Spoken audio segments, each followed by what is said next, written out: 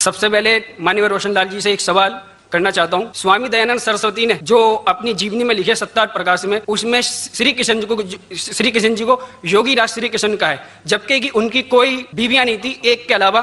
ان کا نام تھا رکمنی اور ان سے ہی بچہ پیدا ہوا تھا پدم. انہوں نے ایک الزام لگایا آریہ جاتی پہ کہ شری کشن جی کی 11,000 پتنیاں تھیں.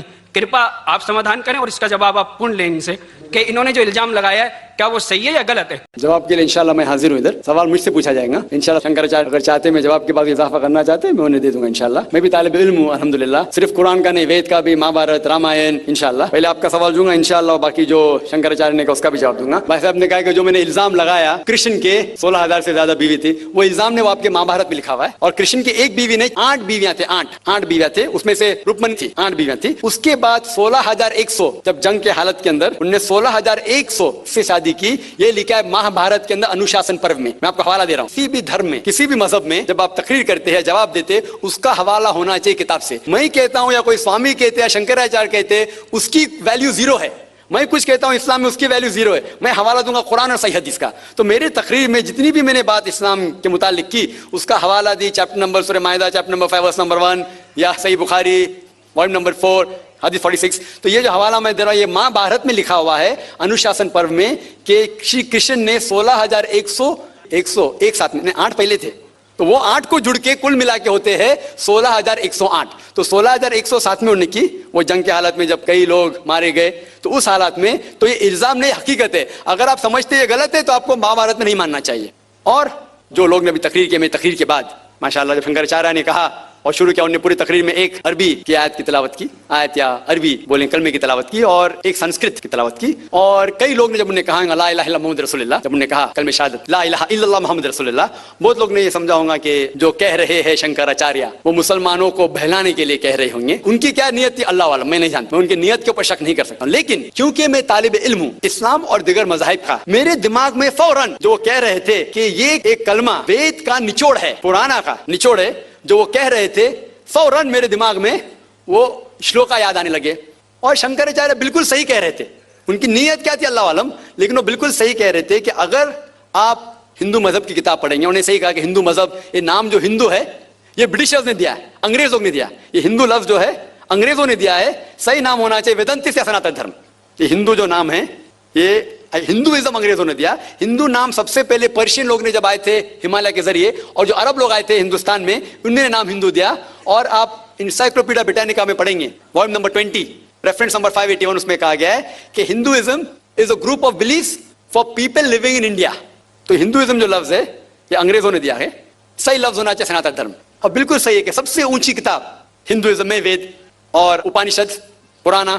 اگر آپ پڑھیں گے چھندوگیہ اپنشد ادھیائے 6 سیکشن نمبر 2 شلوکا نمبر 1، اس میں لکھا گیا ہے ایکم ایودتیم، بھگوان ایک ہی ہے دوسرا نہیں ہے. شتا شتار اپنشد میں لکھا ہوا ہے ادھیائے 6 شلوکا نمبر 9 میں ناچس کشج جنیتا نچدیپا، یہ سنسکرت کوٹیشن ہے جس کے معنی ہوتے ہیں کہ اس بھگوان کا کوئی رب نہیں ہے، نہ کوئی والدین ہے، اس کا نہ کوئی پالنے والا ہے، نہ والد ہے نہ والدہ ہے. آگے آپ پڑھیں گے لکھا ہوا ہے شتا شتار اپنشد میں ادھیائے 4 شلوکا نمبر 19 میں نہ تस्य پرتما استھی، اس کے جیسا کوئی بھی نہیں ہے. اور سارے کتابوں میں سے جو سب سے اوپر کتاب ہے جس طرح شنکراچاریہ نے کہا وہ ہے وید. اور 4 وید ہے، رگ وید، یجروید، سام وید اور اتھروا وید.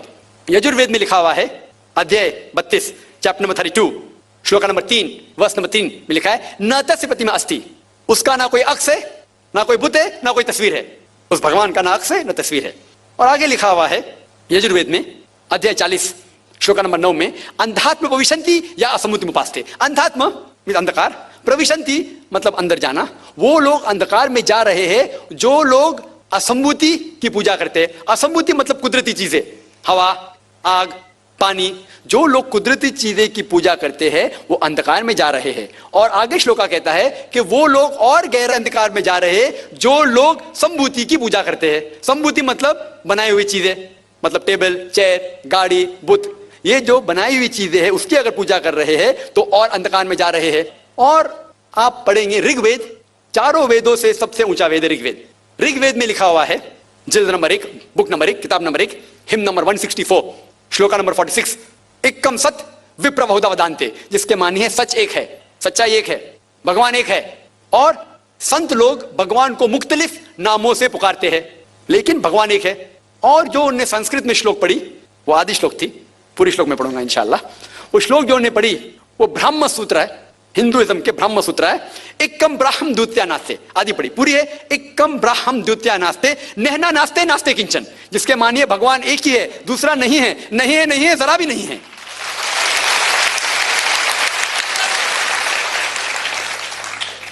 ये पूरा ब्रह्म सूत्र है।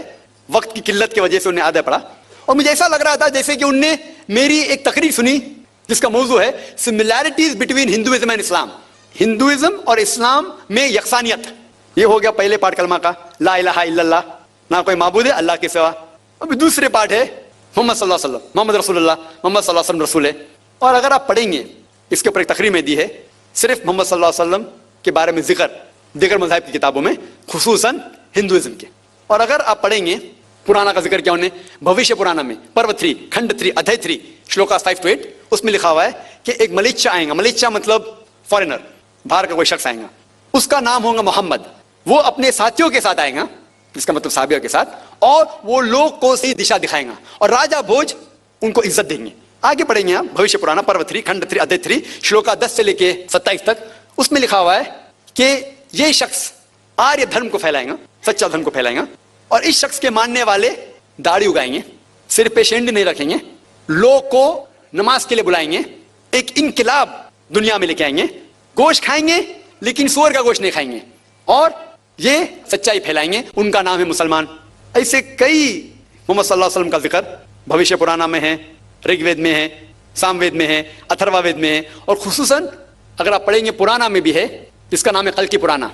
और कल्कि पुराना अगर आप पढ़ेंगे अध्याय 2 chapter number 2 verse number 4 5 7 11 and 15, जिसका भागवत पुराना में भी जिक्र है, volume number 2 verse number 18 to 25 18 से 25 तक, जिसमें कल्कि पुराना का जिक्र है। कल युग में एक शख्स आएंगे जिसका नाम है कल्कि, उनके वालिदा का नाम है सुमति और वालिद का नाम है विष्णु यास।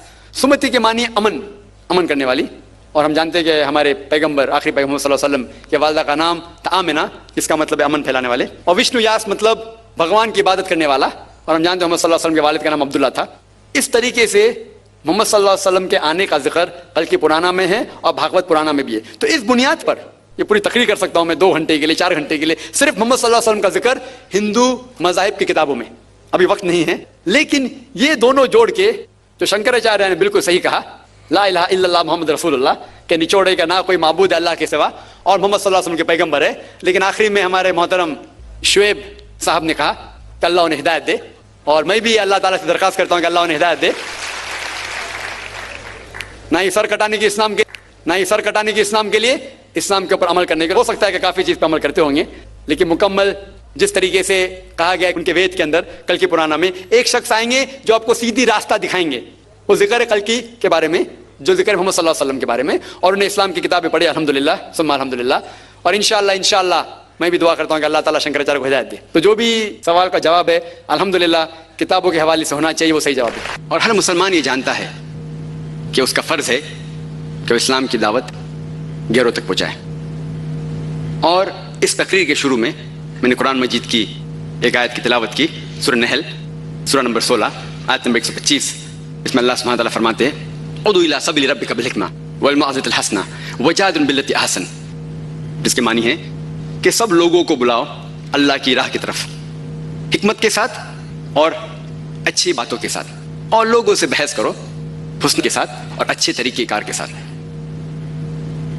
लोगों को इस्लाम का पैगाम पहुंचाने के कई तरीके हैं। कुछ तरीके में सफलता और मिलती है, कुछ में कम सफलता मिलती है। सबसे आम तरीका जो मुसलमान इस्तेमाल करते हैं इस्लाम का पैगाम पहुंचाने के लिए गैर मुस्लिम को, वो है कि इस्लाम के बारे में सैकड़ों अच्छी बातें करते हैं।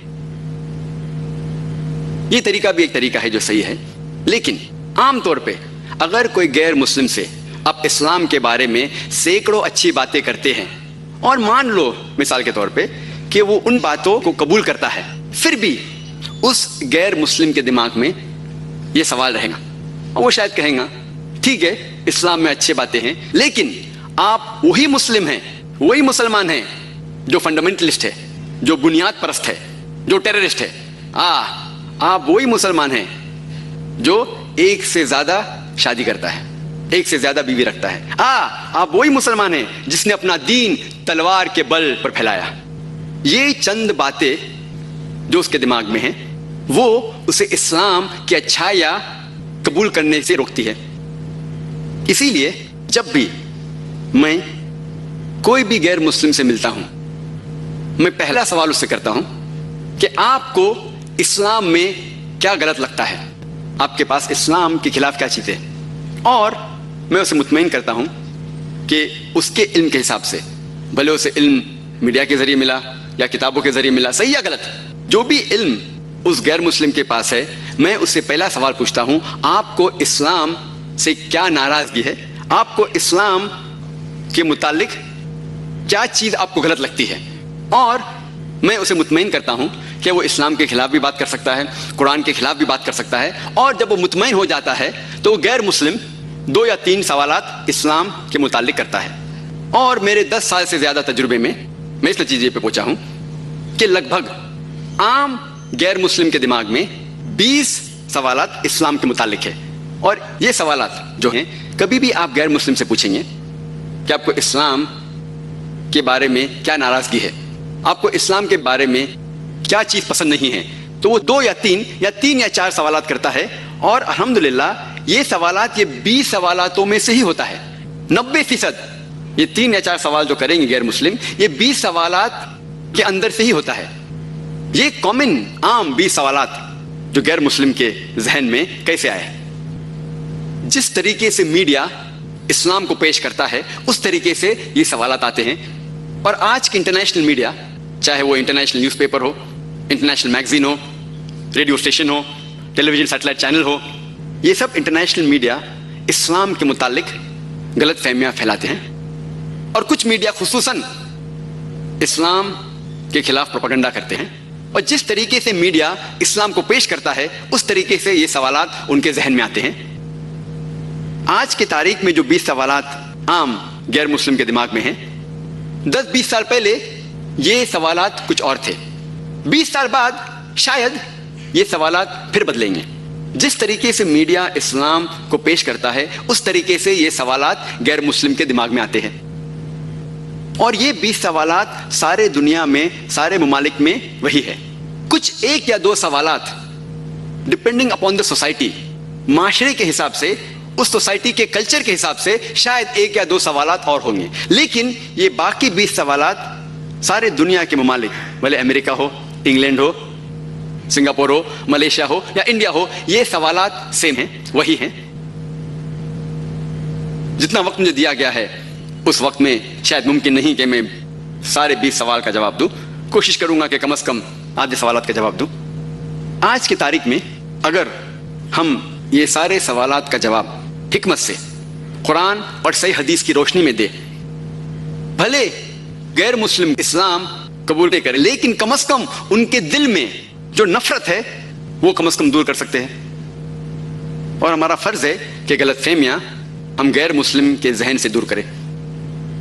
آج کی تاریخ میں سب سے پہلا نمبر 1 مسکنسیپشن جو ہے آج کی تاریخ میں خصوصاً 11 سپتمبر کے بعد, وہ ہے کہ مسلمان ایک فنڈامنٹلسٹ ہے, مسلمان ایک ٹیررسٹ ہے. اس کی معنی کہ مسلمان ایک بنیاد پرست ہے, ایک دہشت گرد ہے. اور عام طور پہ آپ دیکھیں گے ٹیلی ویژن چینلز میں, انٹرنیشنل نیوز پیپرز پہ, میگزینز پہ, مسلمان کو ہمیشہ کہا گیا ہے کہ وہ فنڈامنٹلسٹ ہے, بنیاد پرست ہے. بنیاد پرست کے معنی کیا ہوتی ہے؟ بنیاد پرست وہ شخص ہے جو شدت سے بنیادی باتوں پہ عمل کرتا ہے. مثال کے طور پہ اگر ایک سائنٹسٹ کو اچھا سائنٹسٹ بننا ہے تو اس کے لیے ضروری ہے کہ وہ سائنس کی بنیادی باتوں کو جانے اور اس کے اوپر عمل کرے. جب تک وہ سائنس کے میدان میں بنیاد پرست نہیں ہے وہ اچھا سائنٹسٹ بن ہی نہیں سکتا. اسی طریقے سے اگر ایک میتھمیٹیشین کو اچھا میتھمیٹیشین بننا ہے تو اس کے لیے ضروری ہے کہ وہ میتھمیٹکس کے بنیادی باتوں کو جانے اور اس کے اوپر عمل کرے. جب تک وہ میتھمیٹکس کا بنیاد پرست نہ ہو تب تک وہ اچھا میتھمیٹیشین بن ہی نہیں سکتا. اسی لیے ہر بنیاد پرست, ہر فنڈامنٹلسٹ کو کہنا کہ وہ برا ہے یا اچھا ہے یہ صحیح نہیں. ہمیں پہلے یہ جاننا چاہیے کہ وہ کس میدان میں بنیاد پرست ہے. In which field is he a fundamentalist. مثال کے طور پہ اگر ہمارے معاشرے میں ایک بنیاد پرست چور ہے, اس کا پیشہ ہے چوری کرنا, وہ معاشرے کے لیے اچھا نہیں ہے, وہ نقصان دہ ہے, تو وہ بنیاد پرست شخص اچھا شخص نہیں ہے. دوسری اور ہمارے معاشرے میں ایک بنیاد پرست ڈاکٹر ہے جس کا پیشہ ہے انسان کی زندگی کو بچانا, اور وہ ہزاروں انسان کی زندگی کو بچاتا ہے. وہ ایک بنیاد پرست ڈاکٹر ہے, لیکن یہ بنیاد پرست ڈاکٹر معاشرے کے لیے اچھا ہے, وہ ایک اچھا شخص ہے. تو ہمیں پہلے یہ جاننا چاہیے کہ کس میدان میں وہ شخص بنیاد پرست ہے, اور اس میدان کو جاننے کے بعد ہمیں یہ فیصلہ کرنا چاہیے کہ وہ بنیاد پرست صحیح ہے یا غلط ہے. جہاں تک کہ میرا تعلق ہے, الحمدللہ میں ایک بنیاد پرست مسلمان ہوں, اور الحمدللہ مجھے گرو ہے, مجھے فخر ہے کہ میں بنیاد پرست مسلم ہوں. I am proud to be a fundamentalist Muslim. مجھے گرو ہے کیونکہ میں الحمدللہ اسلام کے بنیادی باتوں کو جانتا ہوں, اور الحمدللہ ان بنیادی باتوں پر عمل کرتا ہوں. اسی لیے مجھے فخر ہے کہ میں بنیاد پرست مسلمان ہوں, فنڈامنٹلسٹ مسلم. اور میں چیلنج کرتا ہوں, میں دعوے کے ساتھ کہہ سکتا ہوں کہ کوئی بھی شخص ساری دنیا میں ایک بھی اسلام کی بنیادی بات کو ثابت نہیں کر سکتا کہ یہ انسانیت کے خلاف ہے. یہ میرا چیلنج ہے, یہ میرا دعویٰ ہے کہ اسلام کی ایک بھی بنیادی بات وہ یہ ثابت نہیں کر سکتا کہ انسانیت کے خلاف ہے. ہو سکتا ہے کہ اس شخص کے علم میں کمی ہو, اسے اس کی حکمت نہیں پتا ہوں گی, لیکن اگر ہم لاجیکلی اس کی وجہ اور حکمت بتائیں گے تو دنیا میں ایک بھی شخص نہیں ہے جو ایک اسلام کی بنیادی بات, صرف ایک بھی ثابت کر سکے کہ وہ انسانیت کے خلاف ہے. ہو سکتا ہے کہ ایک آدھ انسان جو معاشرے کے خلاف ہے اس کے لیے وہ بنیادی بات شاید مفید نہ ہو, لیکن عام انسانیت کے لیے ایک بھی اسلام کی بنیادی بات انسانیت کے خلاف نہیں ہے. اور یہ لفظ جو فنڈامنٹلزم ہے, بنیاد پرستی, سب سے پہلے اکارڈنگ ٹو ویبسٹر ڈکشنری کے حوالے سے یہ ہمیں پتا چلتا ہے کہ یہ لفظ بنیاد پرستی, فنڈامنٹلزم, سب سے پہلے استعمال کیا گیا تھا پروٹسٹنٹ کرسچنز کے لیے جو امریکہ میں تھے. امریکن پروٹسٹنٹ کرسچن کے لیے 20ویں صدی کے شروعات میں یہ پروٹسٹنٹ کرسچن نے کہا کہ جو بائبل ہے یہ سارا بائبل اللہ کا کلام ہے. پہلے کرسچنز عیسائی یہ سمجھتے تھے کہ بائبل کا پیغام اللہ کی طرف سے ہے, لیکن یہ پروٹسٹنٹ کرسچنز امریکہ میں in the beginning of the 20th century ان نے کہا کہ صرف بائبل کا پیغام ہی خدا کی طرف سے نہیں, لیکن بائبل کا ہر الفاظ, ہر حرف خدا کی طرف سے ہے. اگر کوئی شخص یہ ثابت کر سکے کہ بائبل کا ہر الفاظ, ہر حرف خدا کی طرف سے ہے تو یہ بنیاد پرستی اچھی چیز ہے. لیکن اگر کوئی یہ ثابت کر سکے کہ بائبل کا ہر الفاظ, ہر حرف خدا کا کلام نہیں ہے تو یہ بنیاد پرستی اچھی چیز نہیں ہے. اگر آپ آکسفورڈ ڈکشنری پڑھیں گے اس میں فنڈامنٹلسٹ کا ڈیفینیشن دیا گیا ہے. According to Oxford Dictionary, fundamentalist is a person who strictly adheres to the ancient doctrine of any religion. Oxford Dictionary میں یہ لکھا ہوا ہے کہ بنیاد پرست شخص وہ ہے جو شدت کے ساتھ کوئی مذہبی کتاب پر عمل کرتا ہے. لیکن اگر آپ ریوائزڈ ایڈیشن پڑھیں گے آکسفورڈ ڈکشنری کا, اس میں ڈیفینیشن میں ذرا تبدیلی ہے. اگر آپ نیا ایڈیشن پڑھیں گے اس میں لکھا ہوا ہے کہ بنیاد پرست شخص وہ ہے جو شدت کے ساتھ کوئی مذہب کی کتاب پہ عمل کرتا ہے, خصوصاً اسلام. ابھی نئی ایڈیشن میں ہے بنیاد پرست مطلب جو خصوصاً اسلام کی مذہبی کتاب پہ عمل کرتا ہے, مطلب مسلم. اگر آپ یہ ورڈ سنیں گے فنڈامنٹلسٹ یا بنیاد پرست, فوراً آپ کے ذہن میں آنا چاہیے وہ ہے مسلم. حالانکہ یہ پہلے استعمال کیا گیا تھا عیسائی لوگ کے لیے, آج استعمال کیا جا رہا ہے مسلم کے لیے. جب بھی آپ یہ سنیں گے لفظ فنڈامنٹلسٹ یا بنیاد پرست, آپ کے ذہن میں آئے گا مسلم, کہ وہ ٹیررسٹ ہے, دہشت گرد ہے. میں کہتا ہوں کہ مسلمان کو دہشت گرد ہونا چاہیے, لیکن پہلے ہم یہ سمجھ لیں کہ دہشت گرد کے معنی کیا ہیں. What is the meaning of the word terrorist? دہشت گرد مطلب وہ انسان جو دوسروں کے دل میں دہشت پیدا کرتا ہے. مثال کے طور پہ جب بھی ایک چور کوئی پولیس کو دیکھتا ہے اس کے دل میں دہشت پیدا ہوتی ہے, تو اس چور کے لیے وہ پولیس دہشت گرد ہے. اسی طریقے سے ہر مسلمان کا فرض ہے کہ جب بھی کوئی چور اسے دیکھے, جب بھی کوئی بلاತ್ಕಾರ کرنے والا اسے دیکھے, جب بھی کوئی لفنگا اسے دیکھے اس کے دل میں دہشت پیدا ہونا چاہیے. اور قرآن کیا ہے؟ جو لوگ معاشرے کے خلاف ہے, جو لوگ معاشرے کے خلاف ہے, اینٹی سوشل ایلیمنٹ, جب بھی کوئی مسلم کو دیکھتا ہے اس کے دل میں دہشت پیدا ہونا چاہیے. ہمارا فرض ہے کہ ہم اس کے دل میں دہشت پیدا کریں. لیکن میں یہ جانتا ہوں کہ عام طور پہ ٹیررسٹ, دہشت گرد اسے کہتے ہیں جو ایک معصوم انسان کے دل میں دہشت پیدا کرتا ہے. اس سلسلے میں کوئی بھی مسلم کبھی بھی کوئی بھی معصوم انسان کے دل میں دہشت کبھی بھی نہیں پیدا کرنا چاہیے. یہ ہمارے لیے حرام ہے. ہمیں خصوصاً ان لوگوں کے دل میں دہشت پیدا کرنا چاہیے جو معاشرے کے خلاف ہے, جو انسانیت کے خلاف ہیں, اور جو لوگ انسانیت کے خلاف کام کرتے ہیں. عام طور پہ ہم یہ دیکھتے ہیں کہ کئی وقت ایک شخص جو کوئی کام کرتا ہے اس کو دو علیحدہ لیبل دیے جاتے ہیں, 2 different لیبلز, 2 لقب دیے جاتے ہیں. مثال کے طور پہ اس دیش کو آزادی ملنے کے پہلے, ہمارا اس دیش ہندوستان, برٹشرز اس ہندوستان, اس ملک پہ حکومت کرتے تھے. اس وقت تقریباً 60 سال پہلے کئی ہندوستانی اس دیش کے آزادی کے لیے لڑ رہے تھے, جھگڑ رہے تھے. برٹشرز ان دیش بھکت لوگوں کو کہتے تھے کہ یہ دہشت گرد ہیں. The freedom fighters of India, many of them were called as terrorists. کئی ہندوستانی جو اس دیش کے آزادی کے لیے جھگڑ رہے تھے, لڑ رہے تھے, برٹشرز ان کو کہتے تھے یہ دہشت گرد ہیں. لیکن عام ہندوستانی ان لوگوں کو کہتا تھا دیش بھکت یا پیٹریوٹ, جو دیش کے آزادی کے لیے لڑ رہا ہے. وہی انسان, وہی کام, لیکن 2 علیحدہ لیبل, 2 different لیبلز. اگر آپ برٹشرز کی بات مانتے ہیں کہ ان کو ہندوستان پہ حکومت کرنے کا حق تھا, تو ہم بے شک ان لوگوں کو کہیں گے کہ وہ دہشت گرد تھے. لیکن اگر آپ عام ہندوستانی کی بات مانتے ہیں کہ برٹشرز ہندوستان میں بزنس کے لیے آئے تھے, ان کو اس دیش پہ حکم کرنے کا کوئی حق نہیں, تو ہم یہ تسلیم کریں گے کہ یہ لوگ جو دیش کے آزادی کے لیے جھگڑ رہے تھے وہ صحیح میں دیش بھکت تھے اور دہشت گرد نہیں تھے. وہی انسان, وہی کام, لیکن 2 علیحدہ لیبل, 2 علیحدہ لقب. اسی لیے لقب دینے کے پہلے ہمارا فرض ہے کہ ہم یہی جان لیں کہ کس وجہ سے وہ جد و جہد کر رہا ہے, وہ کس وجہ کے لیے جھگڑ رہا ہے. یہ ہمارا فرض ہے. اس کے بعد ہمیں لقب دینا چاہیے. اور یہ لقب عام طور پہ کامن ہے. مثال کے طور پہ ساؤتھ افریقہ کو آزادی ملنے کے پہلے سفید لوگ اس پہ حکومت کر رہے تھے, وائٹ اپارتھائڈ گورنمنٹ. یہ وائٹ اپارتھائڈ گورنمنٹ نیلسن منڈیلا کو ٹیررسٹ کہتی تھی, ٹیررسٹ, دہشت گرد. اور یہ وائٹ اپارتھائڈ گورنمنٹ, سفید لوگ کی حکومت, انہیں 25 سال سے زیادہ رابن آئلینڈ میں قید کر چکی تھی.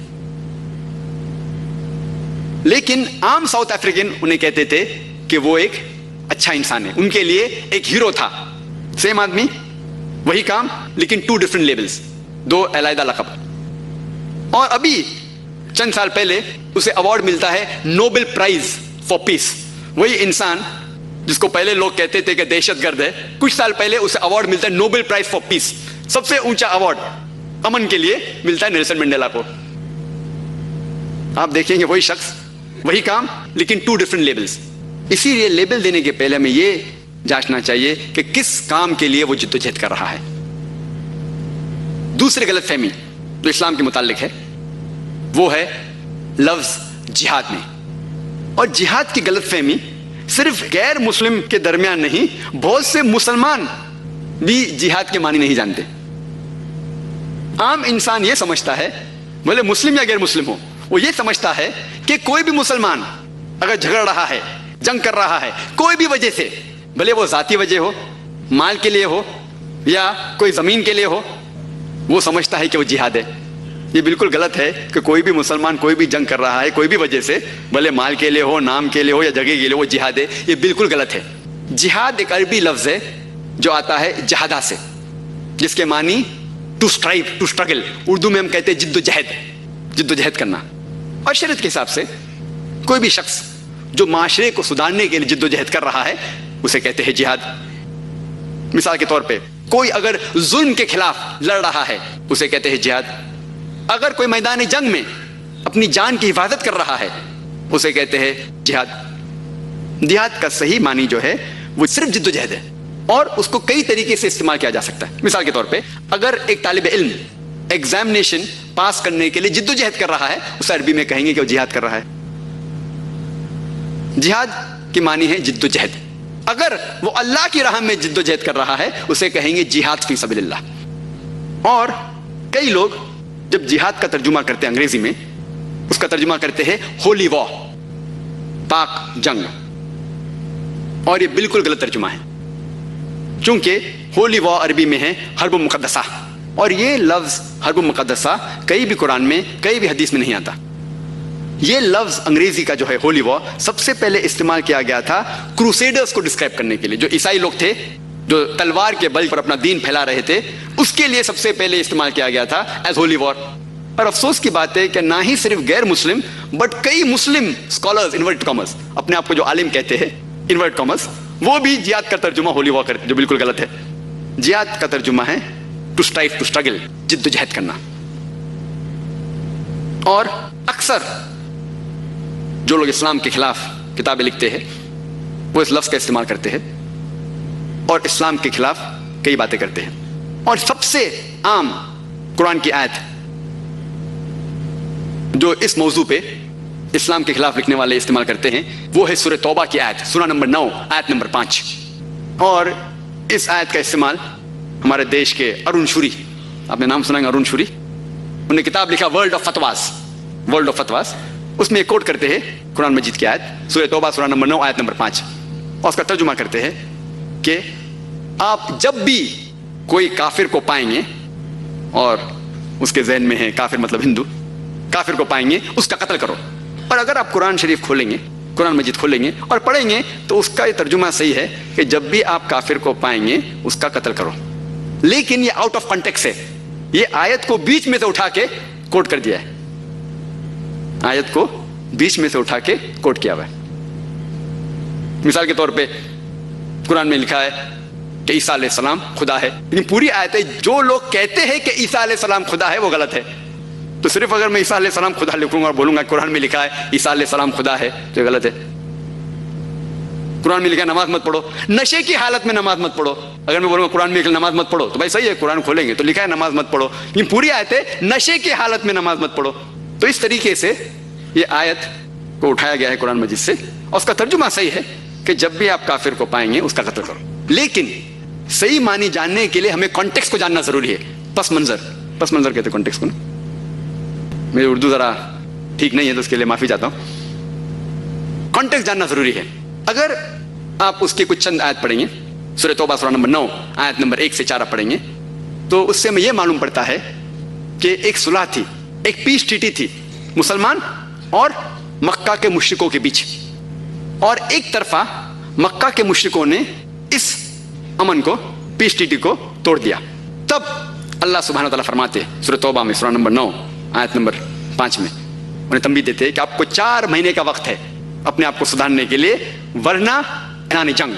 4 مہینے کا وقت ہے آپ کو سدھارنے کے لیے ورنہ اعلان جنگ. اور جنگ کے میدان میں اللہ سبحانہ وتعالیٰ کہتے ہیں مسلمانوں سے کہ آپ ڈرو مت، جنگ کے میدان میں آپ جد و جہد کرو، جہاد کرو، ڈرو مت.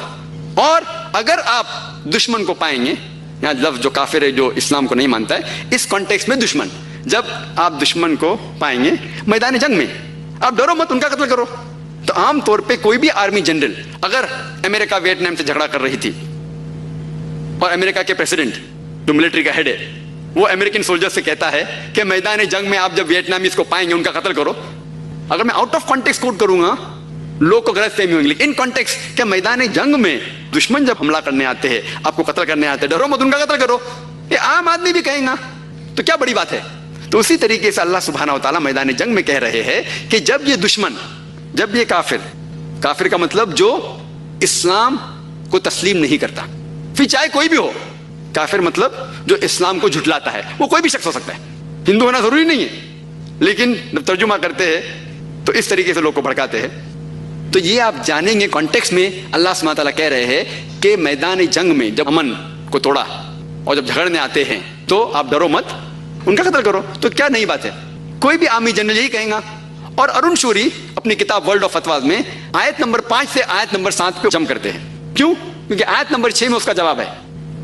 آیت نمبر 6 میں اللہ سبحانہ وتعالیٰ فرماتے ہیں کہ اگر یہ کافر، یہ مشرک، if they seek asylum، اگر امن چاہتے ہیں تو انہیں صرف چھوڑو مت، ٹیک them to a place of security، ان کو ایسی جگہ لے کے جائیے جہاں وہ محفوظ رہیں گے.